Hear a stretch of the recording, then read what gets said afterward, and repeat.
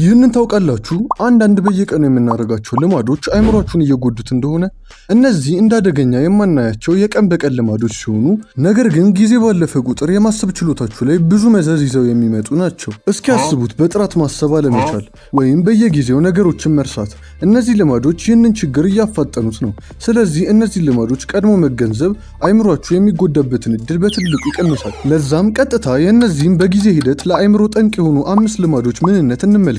ከዛ በፊት ግን ቪዲዮ ለሌሎች እንዲደርስ ላይክ በማድረግ የሌሎች ሰዎች የጤና መስተካከል ምክንያት ይሁኑ። አንደኛ፣ ስር የሰደደ ጭንቀት። ጭንቀት ከጊዜ ወደ ጊዜ ሁላችንም የምንጋፈጠው ችግር ነው። ነገር ግን ቋሚ የሆነ የህይወታችሁ ክፍል ሲሆን አይምሯችሁ ላይ ትልቅ ተጽዕኖ ይኖረዋል። ስትረስ ሙዳችሁንና ፈታ ማለት ችሎታችሁን ብቻ የሚያደናቅፍ ችግር ሊመስላችሁ ይችላል። ነገር ግን እውነታው በጣም የከፋ ነው። ጭንቀት ውስጥ በምትሆኑበት ጊዜ አካላችሁ ኮርቲዞል የሚባል ሆርሞን ይለቃል። ይህም ሆርሞን አፋጣኝ አደጋዎችን እንድትጋፈጡና እንድትቋቋሙ ይረዳችኋል። በትንሽ መጠን ሲለቀቅ ኮርቲዞል ጠቃሚ እንደውም አስፈላጊ ነው።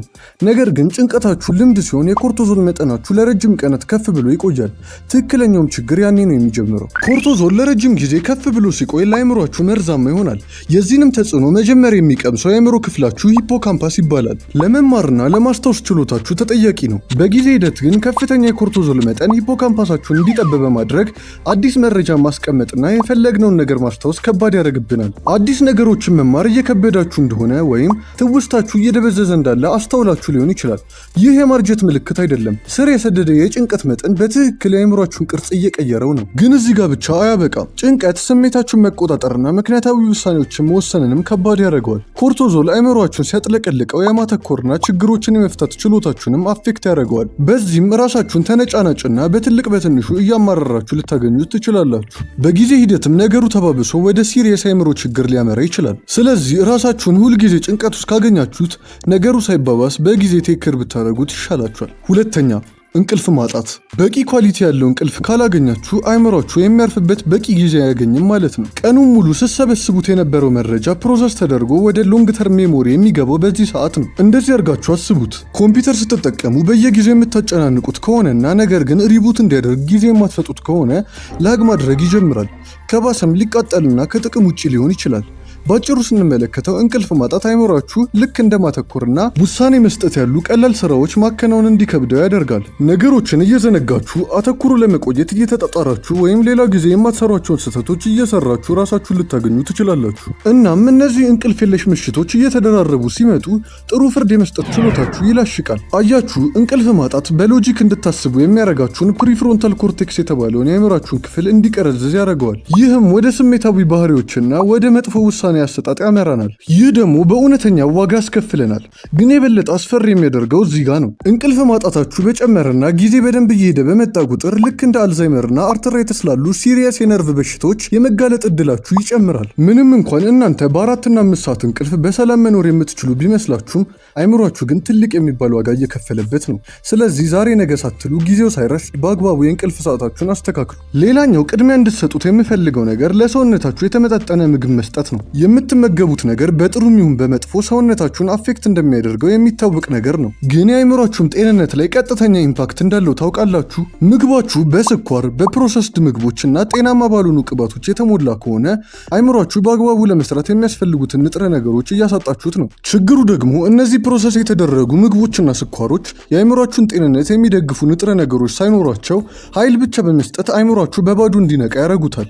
ይህም ወደ ቀርፋፋ የአይምሮ ቅልጥፍና ያመራል። ማለትም አይምሯችሁ ልክ እንደ ትኩረት መስጠት፣ ችግሮችን መፍታትና እንደ መማር ያሉ ቀላል ተግባራትን ለማከናወን እየተቸገረ ይመጣል። ግን ይሄ ብቻ አይደለም። መጥፎ የአመጋገብ ስርዓት የኒውሮትራንስሚተራችሁን አመራረት ያስተጓጉለዋል። ኒውሮትራንስሚተርስ ማለት ስሜታችንን እንድንቆጣጠር፣ ማስታወስ እንድንችልና በጥራት እንድናስብ የሚያደርጉ መልእክቶችን የሚያስተላልፉ የአይምሮ ኬሚካሎች ናቸው። እናም ቫይታሚን፣ ኦሜጋ 3 እና ሌሎች ጠቃሚ ንጥረ ነገሮች የጎደለው ምግብ እነዚህ ኒውሮትራንስሚተሮች በአግባቡ መልእክት እንዳያስተላልፉ በማድረግ የጭንቅላታችንን የማሰብ ችሎታ ያስተጓጉለዋል። ይህም ለብሬን ፎግ እና ሙድ ስዊንግ ተጋላጭ ያደርገናል። ግን ስለ መጥፎ የአመጋገብ ስርዓት ካወራን በእኛ ሀገር የተለመደውንና በዓለም የምንታወቅበትን የማልኒውትሪሽን ወይም ከመጠን በታች መመገብን ማንሳት ግድ ይላል። Every time I couldn't finish my food, my parents would say, "The children of Ethiopia are hungry.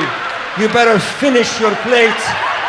And I sat there and I cried the whole time. How do you start a rave in Ethiopia? You nail a piece of toast to the ceiling. My white friends found out that I was Ethiopian also, and then he said the following sentence. He goes, "Is your family okay?" And I was like, "What do you mean?" And then he was like, "Do they need food?" And I had to explain to him that not everybody in Ethiopia is starving.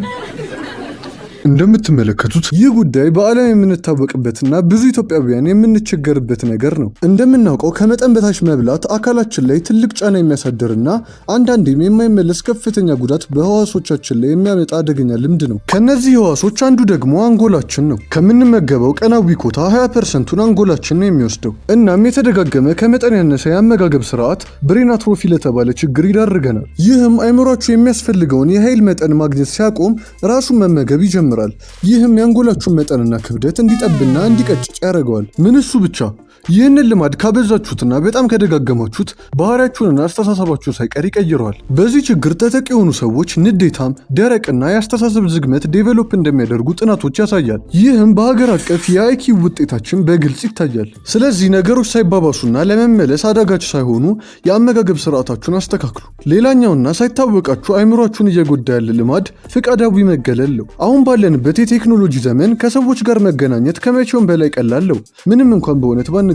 ሶሻል ሚዲያ በዲጂታል መንገድ ከሰዎች ጋር ቢያቀራርበንም መቼም ግን ትክክለኛን የሰው ኢንተራክሽን ሊተካ አይችልም። እናም ይህ ፈቃዳዊ ከማህበራዊ ህይወት መገለል ከብቸኝነት ውጭ አይምሯችን ላይ ትልቅ መዘዝ ይዞ ይመጣል። የሰው ልጆች ብዙ ፍላጎት አላቸው። እነዚህንም ፍላጎቶች አብርሃም ማስሎ በደረጃ ያስቀምጣቸዋል። በፒራሚዱ መሰረት ላይ ያሉት ሳይሟሉ ወደ ላይ መውጣት አይቻልም። እናም ወደ ነጥቤ ስመለስ ከማህበራዊ ህይወት መገለል ሜንታሊና ኢሞሽናሊ ከሚያስፈልገን ዋነኛ ነገሮች በሁለተኛ ደረጃ ላይ የሚገኘውን ነገር ያሳጣናል። እኛ የሰው ልጆች እንደ ማንኛውም ፍጥረት እንስሳ ነን፣ ለዛውም ማህበራዊ እንስሳ። ይህ ጄኔቲካሊ በውስጣችን ተቀርጾ የተቀመጠ ነገር ነው። በተጨነቅንና ችግር በበዛብን ሰዓት ያንን ችግር ለመቋቋም የሌላ ሰው ኢሞሽናል ድጋፍ ያስፈልገናል። ነገር ግን ራሳችንን ስናገልና ችግሮቻችንን አፍነን ለብቻችን ስንቀመጥ የኮርቲዞል መጠናችንን ከፍ በማድረግ ለከፍተኛ ጭንቀትና ድብርት ተጋላጭ ያደርገናል። በዛ ላይ እንዳልኩት የታችኛውን ፍላጎት ሳይሟላ ወደ ላይኛው መሄድ ስለማንችል ህልማችንን የማሳካት እድላችን በ50% ይቀንሳል። ነገር ግን ይህ ቀላል ለመሰላችሁና እንደ ተራ ነገር ለቆጠራችሁት ከባዱ ችግር ይህ አይደለም። ራሳቸውን የሚያገሉና ለብቻቸው ጊዜን የሚያሳልፉ ሰዎች ከኖርማል ሰዎች ጋር ሲነጻጸር ራሳቸውን የማጥፋት እድላቸው እስከ 500% ድረስ እንደሚጨምር ጥናቶች ያሳያሉ። የሚያስጠላው ፓርት ደግሞ ብቸኛ ስለሆኑ ምንም አይነት ምልክት ሳይሰጡና የምናጣቸው። ስለዚህ እናንተም ወደ ከፋ ጣጣ ከመግባታችሁ በፊት ማህበራዊ ህይወታችሁን በማሻሻል የራሳችሁንና የምትወዷቸውን ሰዎች ህይወት ጠብቁ። የመጨረሻውና አምስተኛው ልማድ እንቅስቃሴ የጎደለው ኑሮ ነው። በቅርቡ በወጡ ጥናቶች ተቀምጦ መዋል አዲሱ ማጨስ ነው ሲባል ሰምታችሁ ሊሆን ይችላል።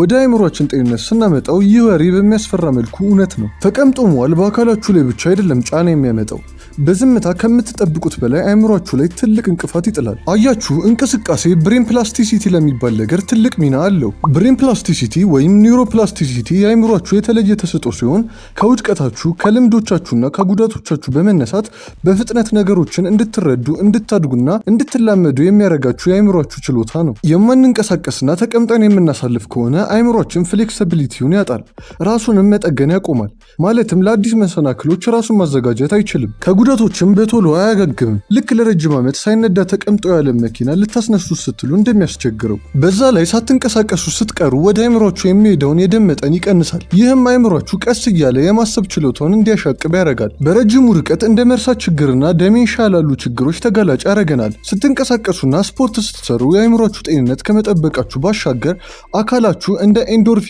ሴሮቶኒን ያሉ የደስታ ኬሚካሎችን በመልቀቅ ደስታንና ሞቲቬሽንን ይሰጣችኋል። እስካሁን ቪዲዮን ከተከታተላችሁና ያነሷቸው ነጥቦች ከገቧችሁ የትኞቹን ችግሮች ራሳችሁ ላይ አስተዋላችሁ? ለማቋረጥስ ምን አይነት መንገዶች ተጠቀማችሁ? መልሳችሁ ለሌሎች ጠቃሚ ሊሆን ስለሚችል በኮሜንት አስቀምጡት። በቀጣይ በአሪፍ ቪዲዮ እስክንገናኝ ላይክ እና ሰብስክራይብ በማድረግ የዚህ ቻናል ቤተሰብ ይሁኑ። መልካም ጊዜ።